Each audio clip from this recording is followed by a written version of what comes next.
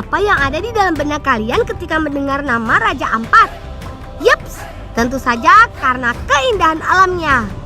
Tapi sebagai generasi penerus, justru kami merasa cemas akan masa depan nanti. Akankah kami bisa mempertahankan alam ciptaan Tuhan ini? Inilah cerita kami, si bocah petualang dari Raja Ampat.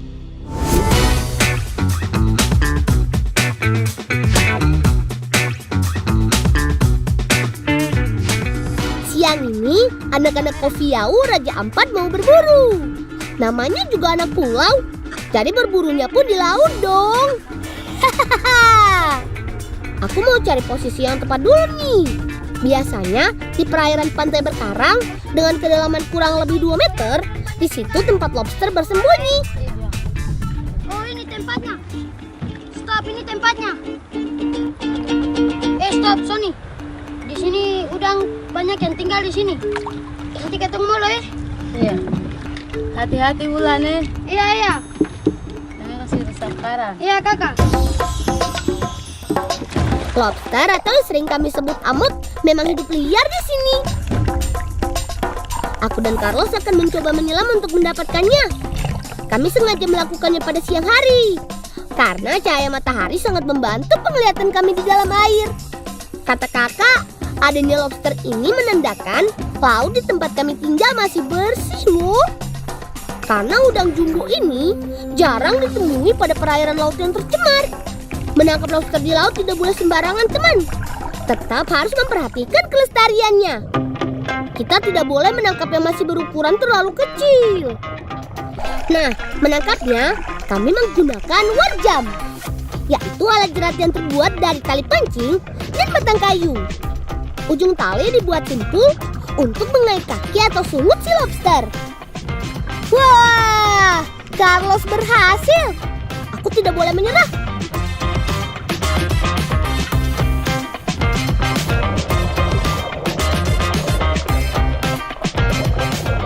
Karena corak tubuhnya yang mirip karang, itu artinya aku harus lebih jeli mencarinya.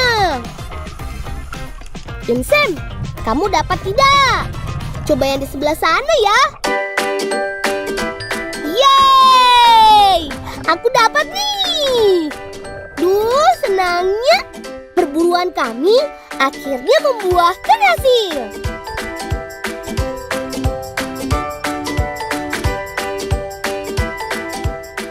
Kakakku memang paling tahu apa yang ku mau.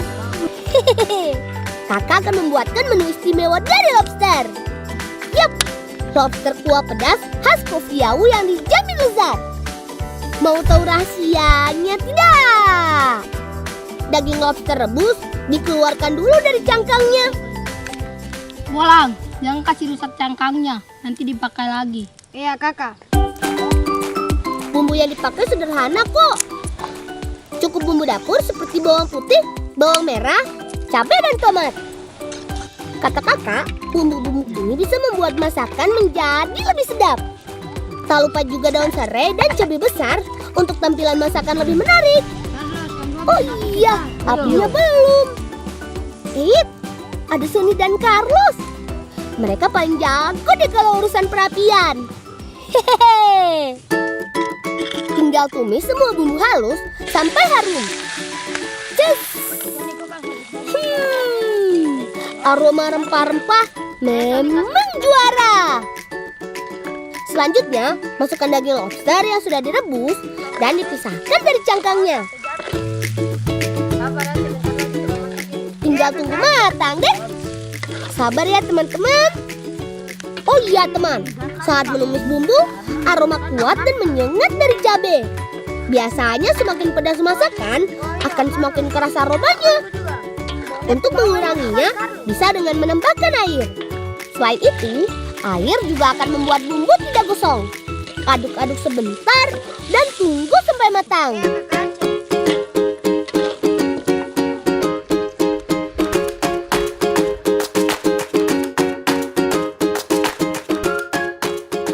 Dagingnya empuk, bumbunya enak. Ini nih, masakan super istimewa. Sebagai anak pulau, kami senang makan hasil laut kami. Apalagi makan lobster. Selain lezat, kata Bu Guru daging lobster mengandung banyak protein dan sangat baik untuk perkembangan sel otot. Iya, baik untuk pertumbuhan anak aktif seperti kami ini. Hahaha.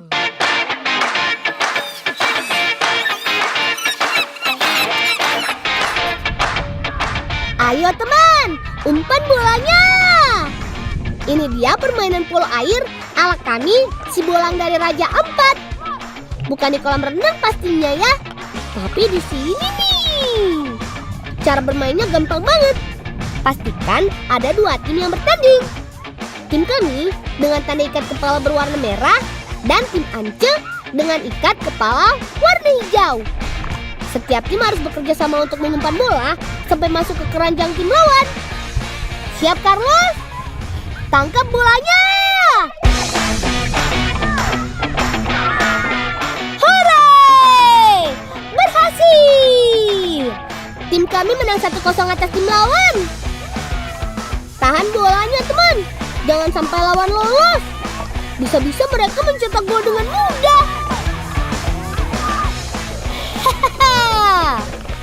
Kami anak-anak pulau sangat gemar bermain air. Kemampuan bergerak lincah di dalam air adalah salah satu ketangkasan yang kami miliki. Ayo bersiap. Sony, tangkap bolanya. Dan masuk. 2-0.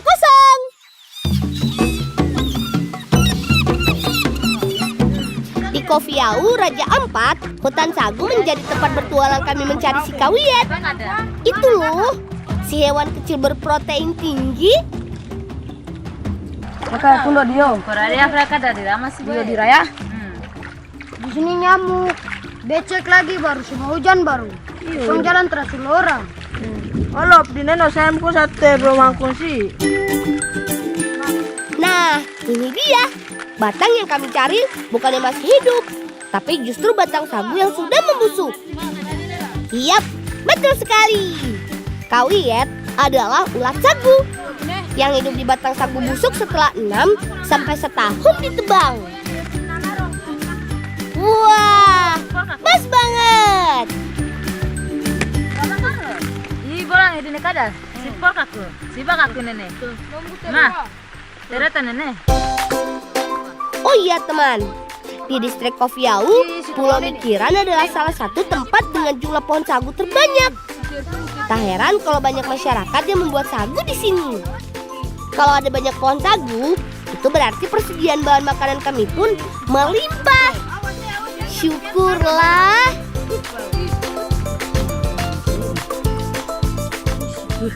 Oh, jangan sampai jatuh.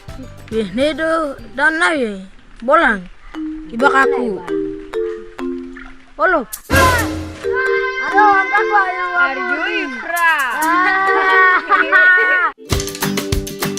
Si kunsur kawiet atau tumis ulat sagu adalah salah satu menu makanan khas Papua dengan bahan utama ulat sagu.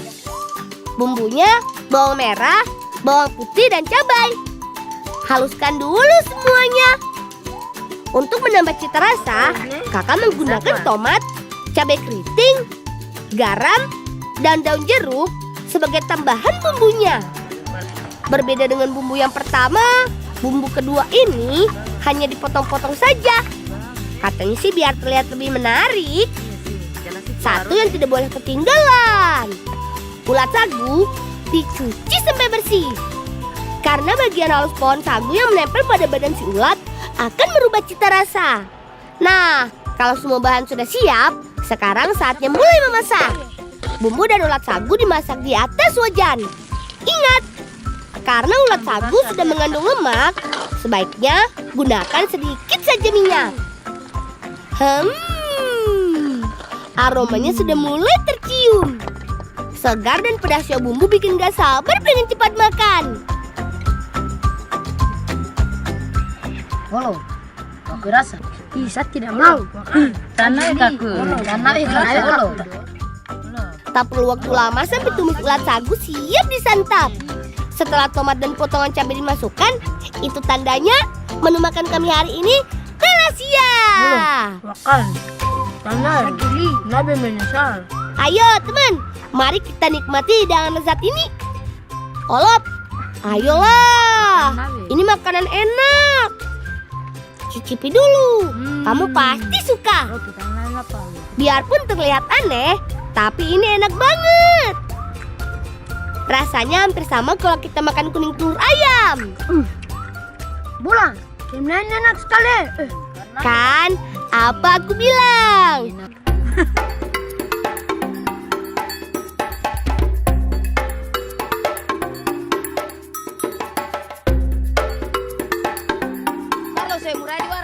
Hari ini, nenek meminta kami mengambil daun introm. Nah, itu dia daunnya. Teman di rumah mungkin mengenalnya dengan istilah daun pandan atau daun tikar. Daun berduri tajam ini biasa tumbuh di sekitar garis pantai. Untuk bahan anyam, nenek hanya membutuhkan daun yang masih muda. Karena daun tua akan mudah patah dan pecah saat dilipat. Kalau dari Keoro. Bisa, di Sorong juga kita bikin kayak begini. Dengan noko. Saya dan sapu kakak. Ya, tapi aku karya. Aku hanya daunnya.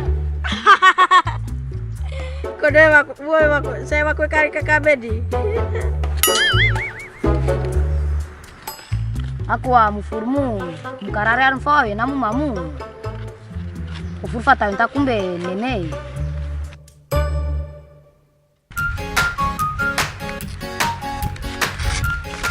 Mae ne doko frueto. Afuri fa pantatrio di Yafet kwa pandu Yafet. Ini. Nenekku sangat suka menganyam. Kepandaiannya membuat anyaman sudah dimiliki sejak usia muda.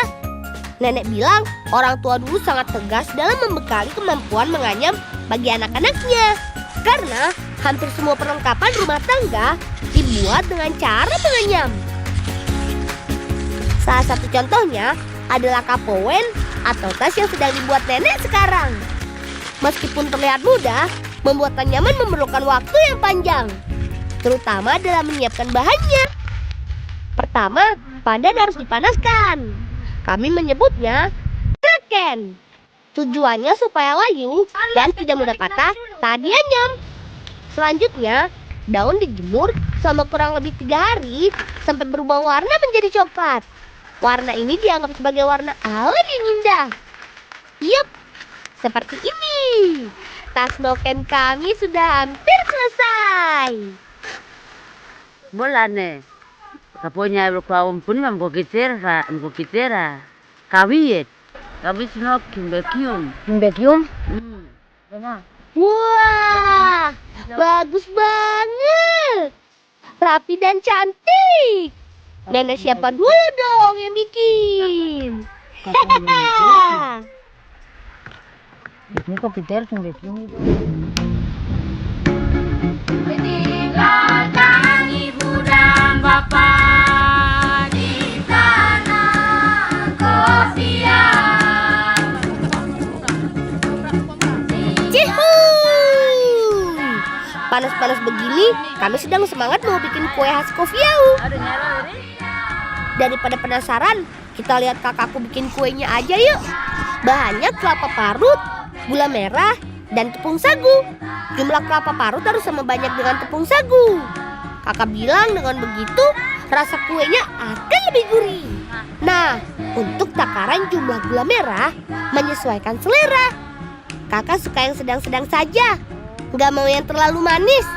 Karena cukup kakak aja yang manis katanya. Nah, setelah adonan selesai dibuat, selanjutnya tinggal dibungkus. Yang unik, kue kyum-bekyum dibungkus menggunakan daun sagu.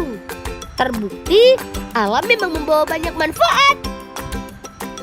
Yap, untuk mematangkan kue dipanggang di atas bara api sedang, kurang lebih 30 menit.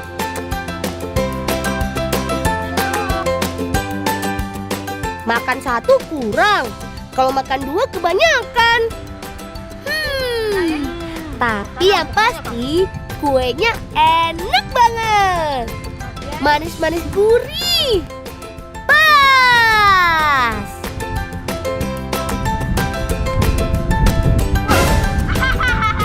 Iya deh tahu. Messi emang suka banget. Tapi nggak sedaun-daunnya ikut dimakan juga dong.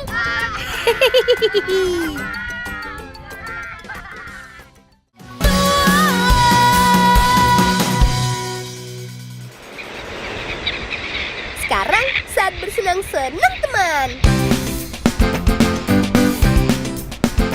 Ayo lari. Hap, lompat. Segar sekali teman. Ayo teman-teman di rumah yang belum mandi, ikut kami yuk. Mandi-mandi di sekitar dermaga Arborek sangat menyenangkan teman. Dermaga kayu atau jeti ini berfungsi sebagai pintu masuk pulau dan tempat bersandarnya perahu. Di bawah dermaga kayu ini banyak sekali ikannya teman. Jenisnya juga kaya dan beragam. Ikan yang berwarna belang hitam putih ini namanya ikan sersan ekor gunting. Atau nama kerennya sea swordtail. Nah, jika ikan yang sisiknya berwarna-warni, namanya ikan kakak tua. Disebut ikan kakak tua karena mulut ikan ini mirip paruh burung kakak tua. Bolang. Kau tidak boleh kasih makan ikan. Nanti ikannya tergantung sama kita orang, jadi kasih biar dia liar sudah. Teman-teman, mari kita naik. Iya, jalan, tenang. Ya.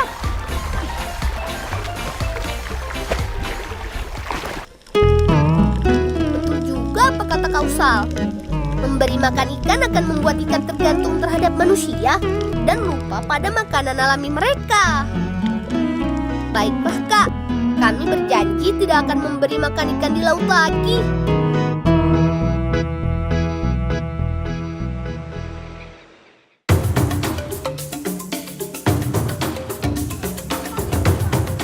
Hari ini aku mendapat tugas mengantar makanan untuk kakek. Kakek bekerja sebagai penjaga burung cendrawasih di kampungku. Untuk sampai ke puncak cendrawasih dibutuhkan waktu 1 jam berjalan kaki. Di sanalah kakek bekerja. Nah, itu kakekku teman. Kami biasa memanggilnya Tete Orgens. Tete menurut bahasa kami artinya kakek. Tete sudah lama menjaga burung cendrawasih dari para pemburu liar.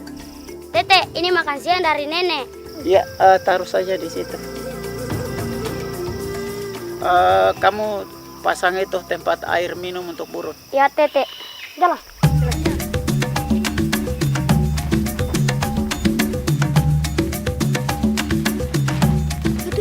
Itu apalang? Cendrawasih. Lihat teman, cendrawasih itu. Burung asli Papua ini terkenal dengan keindahan warna bulunya. Karena itulah burung ini banyak diburu. Cendrawasih termasuk burung yang dilindungi teman. Jadi siapapun yang memburunya siap-siap mendapat hukuman penjara. Burung cantik ini hanya ada di Indonesia bagian timur. Kami sangat bangga dengan kehadiran mereka di hutan kampung kami. Dan kami sepakat untuk selalu menjaga burung surga ini selamanya. Ayo teman-teman, kita bergegas menuju mata air. Jika musim kemarau tiba, banyak mata air yang mengering. Hanya ada beberapa mata air yang tidak mengering. Salah satunya di tengah hutan ini.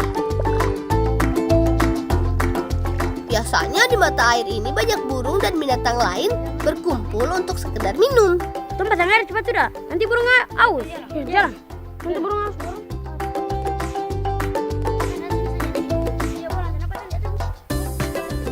Untuk persiapan memasuki musim kemarau, biasanya kami menyiapkan wadah-wadah air untuk minum burung atau binatang apapun yang ada di hutan ini.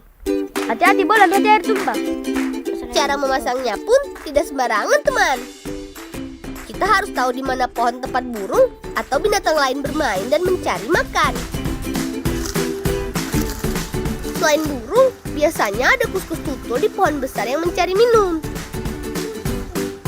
Biarkan tugas Otto yang menyiapkan wadah airnya.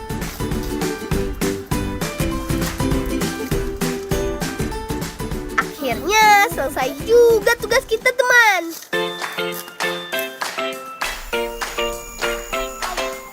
Hari ini aku mengajak kedua temanku bertualang ke kebun di tengah hutan. Ayo teman, semangat jalannya. Hati-hati, banyak semak berduri. Sepertinya ibu dan adik-adikku sudah menunggu di sana. Kebun kami jauh sekali, teman. Letaknya di tengah hutan. Mama sudah selesai kah selai bantu bapulan? Belum. Bola, mari tambah karun ini penuh baru kita pulang. Ayo teman-teman, bantu aku menggali keladi. Wah, pohon keladi yang ini besar sekali. Pasti umbinya besar juga. Ciri khas dari keladi adalah daunnya yang besar dan licin. Daun ini mengandung lapisan lilin. Kalian pasti tidak akan menyangka jika asal tumbuhan ini dari negara Brazil. Wih, jauh ya. Kapan besar sekali? Selain sagu, keladi dan umbi-umbian lain adalah makanan sehari-hari kami. Biasanya, keladi yang didapat kami jual atau kami tukar dengan barang keperluan lain. Daun yang dipetik ibu, Victor dan Nona adalah daun ubi, teman. Biasanya warga kampung kami mengolahnya menjadi sayur. Kata ibu, sayur ubi banyak manfaatnya. Dapat mengobati berbagai macam penyakit. Mulai dari sakit asam urat, diabetes, sampai demam berdarah.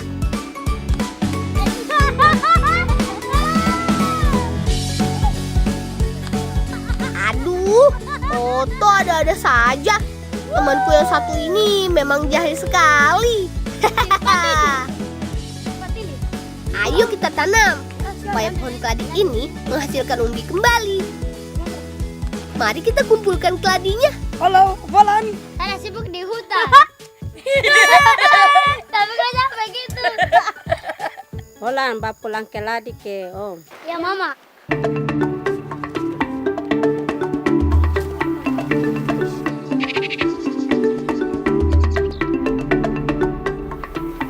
Tete bisa tukar keladi dengan beras dengan pinang kah? Oh iya boleh. Mana keladinya? Tadi ibu berpesan supaya keladi-keladi ini ditukarkan dengan beras dan sirih pinang. Oh iya ini bisa ini. Tukar-menukar barang sesuai kesepakatan seperti ini namanya barter. Kami sudah biasa ke tempat paman untuk melakukan barter. Bolang ini pinang dengan berasnya. Terima kasih. Terima kasih Tete. Sama-sama.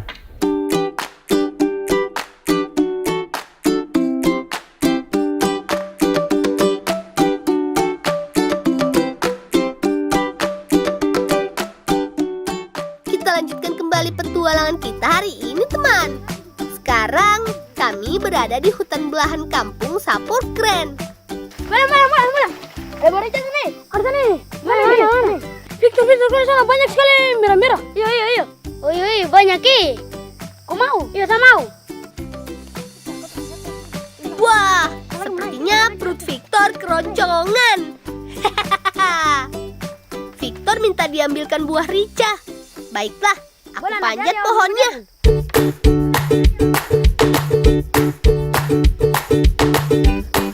Ada satu tuh. Buah pohon ini disebut buah rica karena bentuknya mirip dengan buah rica sebenarnya. Tapi buah rica di Sapurkren ini rasanya asam, teman. Ayo, Victor, tangkap buahnya. Batang pohon buah rica ini walaupun berukuran kecil, tapi kuat sekali. Orang Sapurkren menyebut kayu pohon ini dengan sebutan Aymaritan. Ai artinya kayu dan maritan artinya rica. Kayu pohon ini biasa dimanfaatkan untuk membuat tiang atau pagar rumah.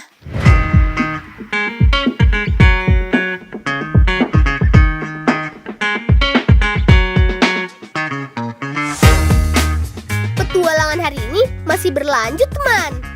Kali ini kami diminta Nelly dan Justina untuk membantunya menebang sagu di tengah hutan Wasambing.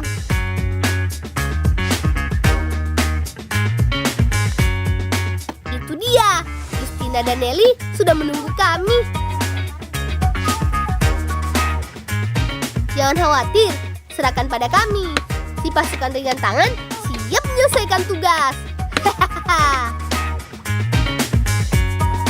Biar aku yang menebang pohon sagunya.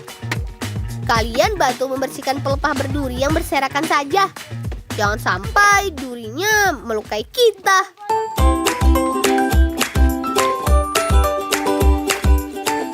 Sebelum menebang pohon, kita harus perhatikan arah angin dan arah jatuhnya pohon. Pastikan semuanya aman. Anak-anak seusia kami sudah terlatih dan terbiasa menebang sagu sendiri. Tapi ingat, kalian yang di rumah jangan mencobanya jika belum terbiasa. Harus didampingi orang dewasa, karena bisa berbahaya, teman. Batang pohon sagu tidak terlalu keras sehingga mudah untuk ditebang. Biarkan Saleh yang bertugas memotong pelepah sagu. Pelepah sagu nantinya akan dibuat kerajinan ibu-ibu di kampung Wasambin. Nanti aku beritahu kalian ya bagaimana cara membuat kerajinannya.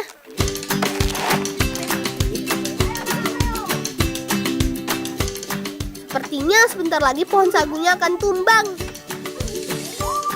Ayo teman-teman, menyingkir ke tempat yang aman dulu. Jangan sampai kalian tertimpa pohon. Awas! Akhirnya tumbang juga pohonnya. Besar sekali ya.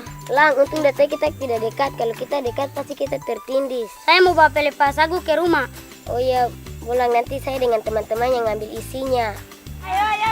Ayo, Victor dan Otto, biarkan mereka yang mengambil isi batang sagunya. Kita antarkan dulu pelepah-pelepah ini ke kampung Wasambin.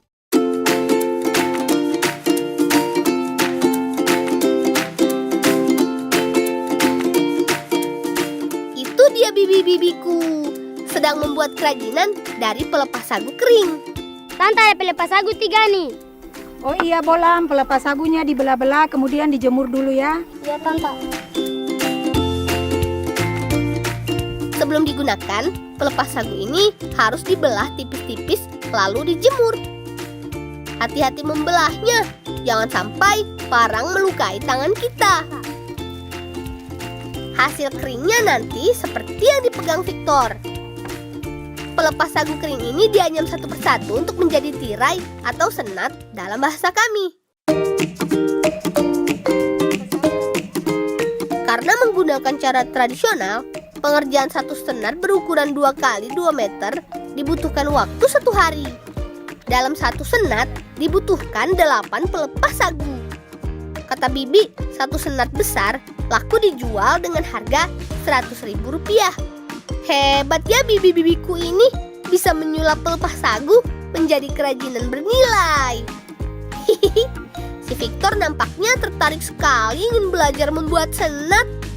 Ibuku pasti mau mengajarkannya kok.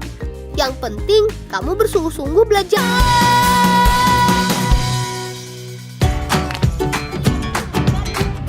Oh iya teman, sahabat alam yang aku tunggu adalah si mamalia air yang pintar, si lumba-lumba.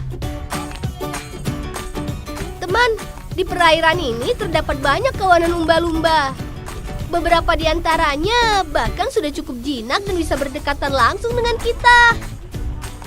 Tete, di mana kita cari lema? Oh, kita maju terus sampai dapat lihat dia gumpalan lema, baru kita mulai kurung dia di situ. Tete, dia punya nama apa? Sima. Dia punya nama Dodo paling bagus, Tete. Salah satu yang terjinak diberi nama Sima. Bisa pegang. Biasanya kalau sudah selesai menjaring, nelayan akan memberikan ikan untuknya.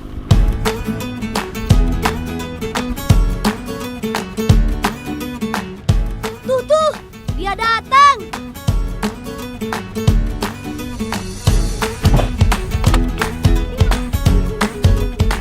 Halo Sima. Sima, mari Sima. Sima. Makan.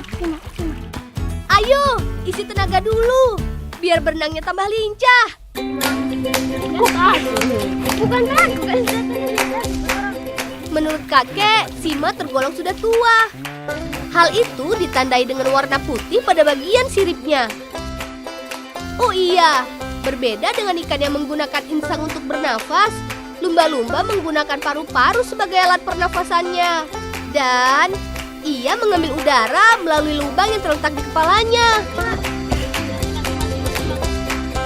Karena perairan bersih dan banyak ikan, makanya mereka menetap di sekitar sini.